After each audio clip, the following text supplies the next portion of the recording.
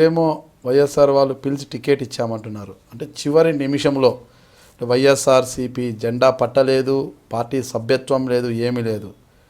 పక్కనే ఉన్న వైఎస్ఆర్సీపీ అధినేత జగన్మోహన్ రెడ్డి మేనమామైన కడప జిల్లాకు చెందిన రవీంద్రనాథ్ రెడ్డి ద్వారా మీరు టికెట్ పొందారు అనేది వాస్తవమా కాదా?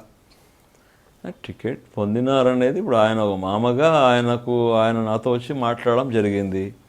మీరు పార్టీలకు రండి టికెట్ ఇస్తామని చెప్పి మాట్లాడడం తప్పులేదు. నా కోసం ప్రయత్నం చేశారు ఆయన. అయితే మీరు చెప్తుంది ఒక రకంగా ఉంటే మరో కోణంలో మరో వాదన ఒకటి వినిపిస్తుంది. మీరే రవీంద్రనాథ్ రెడ్డి ద్వారా వెళ్ళి మధ్యస్థం చేశారు, వేరే వాళ్ళతో మధ్యస్థం. దానికి సంబంధించి ప్రతిఫలంగా రవీంద్రనాథ్ రెడ్డి గారికి 2 కోట్ల రూపాయలు మీరు అందజేయడంతోనే మీకు టికెట్ దక్కింది అనేది ఒక బలమైన వాదన ఇప్పటికీ వినిపిస్తోంది. దీనికి ఏ విధంగా సమాధానం చెప్తారు మీరు? వాస్తవం అయితే కాదు, అనవసరంగా ఊరికే కొంతమంది ఆ విధంగా చెప్తుండొచ్చు. నేను డబ్బులు ఇచ్చి టికెట్ కొనేంత అవసరం నాకు లేదు, అది వాస్తవం కూడా కాదు. అంటే మీరు ఈ 2014 ఎన్నికలను చాలా ప్రతిష్టాత్మకంగా తీసుకున్నారు. టీడీపీలో ఎప్పుడు మొండిచేయి అవుతుంది, ఎలాగైనా టికెట్ దక్కించుకోవాలనే ఉద్దేశంతో అసలుకి అప్పు చేసి మరి 2 కోట్ల రూపాయలు కట్టారనేది అయితే కదిరి నియోజకవర్గం నుంచే వినిపిస్తున్న బలమైన వాదన ఇది. ఎవరండి చెప్పారు? ఎవరి దగ్గర నేను అప్పు తీసుకుని, ఎవరో చెప్పండి నేను 2 కోట్ల అప్పు తీసుకొని కట్టారని చెప్పి. రాజకీయాల్లో అవసరమైనప్పుడు అప్పు తీసుకుంటాం, చేస్తాం, మా దగ్గర డబ్బు వచ్చినప్పుడు ఇస్తాం, దాని అవన్నీ పర్సనల్ విషయాలు. అంతేగాని డబ్బు వరకు ఎవరో ఆయన మాతో అడిగినలేదు, మేము డబ్బు ఆయనకి ఇచ్చిండేది కాదు. వాస్తవం తొలి నుంచి కూడా అదే మీతో పాటే టీడీపీ జెండా మోసిన, టీడీపీ మాటున నడిచిన ఇస్మాయిల్ తొలి నుంచి వైసీపీ పక్షాన్ని నిలబడి వైసీపీ జెండా మోసాడు.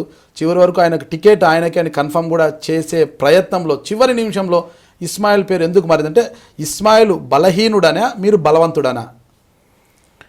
అది వాళ్ళ దృష్టిలో నేను బలవంతుడనే కదా నాకు పిలిచి టికెట్ ఇచ్చారు. అంటే ఆర్థికంగా ఇస్మాయిల్తో పోల్చుకుంటే మీరు బలవంతుడు, ఆర్థికంగా ఇస్మాయిల్ కొద్దిగా బలహీనుడు అన్న వాదన కూడా ఉండింది. కేవలం అదేనా, ఇక వేరే విషయాలు ఏమైనా ఉన్నాయా? ఆర్థికంగా అంటే ఈరోజు పెద్ద బడా వేల కోట్ల రూపాయలు ఉండే అంబానీ లాంటి వాళ్ళు, రిలయన్స్ అట్లా వాళ్ళంతలో ఉండారు. వాళ్ళందరూ అట్లా అనుకుంటే డబ్బు ఉండే వాళ్ళనుకో వాళ్ళకి పిలిచి టికెట్ ఇవ్వచ్చు కదా. అది ఇష్టాన్ని కాంగ్రెస్ కానీ బీజేపీ కానీ ఇంకోరు కానీ, అది డబ్బే ప్రధానమైన సమస్య కాదు రాజకీయాల్లో.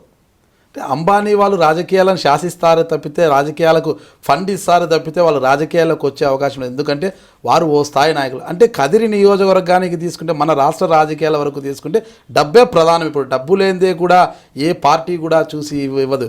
అత్తార్ చాంద్ బాషాకి అత్తార్ రెసిడెన్సీ ఉంది, మరో వ్యాపారాల్లోనే డబ్బు ఉంది, ఇస్మాయిల్కి ఏమీ లేదు అన్న ఈక్వేషన్లోనే వైసీపీ టికెట్ ఇవ్వలేదు, మీకు టికెట్ ఇచ్చింది.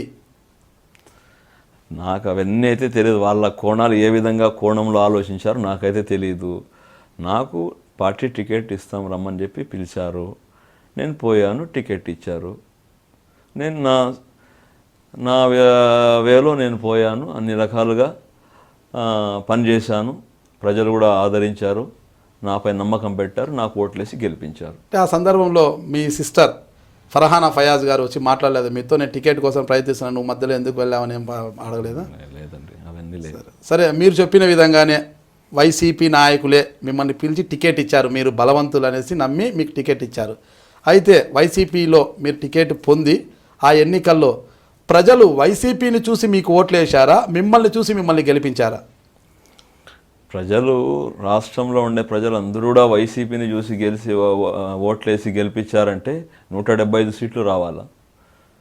అన్నీ ఉంటాయి ఈక్వేషన్స్ ప్రతి పార్టీలో, ప్రతి తాన కూడా అన్ని ఎక్కడెక్కడ ఉండే ఈక్వేషన్స్ ఉంటాయి. ఆ ఈక్వేషన్స్ బట్టి ప్రతి ఒక్కరు కూడా ఎన్నికల్లో టికెట్లు ఇస్తారు. ఈరోజు బీసీలకు ఇస్తారు, మైనార్టీలకు ఇస్తారు, ఎస్సీలకు ఇస్తారు, ఎస్టీలకు ఇస్తారు, కాపులకు ఇస్తారు. ఆ కుల బలాన్ని బట్టి, ఆయా నియోజకవర్గంలో ఉండే పరిస్థితులను బట్టి ఏ పార్టీ అయినా కూడా టికెట్ ఇస్తుంది. నేను అత్తార్ చాంద్ బాషా, కదిరి ఎమ్మెల్యేను. మీరు చూస్తున్నది ఐ డ్రీమ్ న్యూస్.